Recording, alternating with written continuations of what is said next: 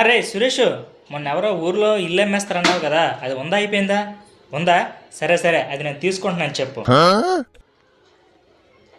రే చరణ్, మొన్న ఏదో సైట్ ఉందన్నావు కదా, అది ఉందా అయిపోయిందా? ఉందా? సరే, అది ఒక 2 నెలల్లో తీసుకుంటున్నాను చెప్పు, ఇస్తారేమో. ఏంటండి డబ్బులు ఎక్కడవండి? ఇవన్నీ కొనేస్తానంటున్నారు. ఈ సంవత్సరం పంచాంగం చూసావా?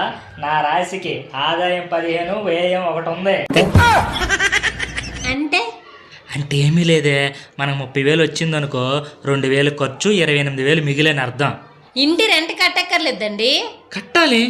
ఎల్ఐసి కట్టక్కర్లేదండి, కట్టాలి. పాప స్కూల్ ఫీజు కట్టక్కర్లేదా, అది కూడా కట్టాలి.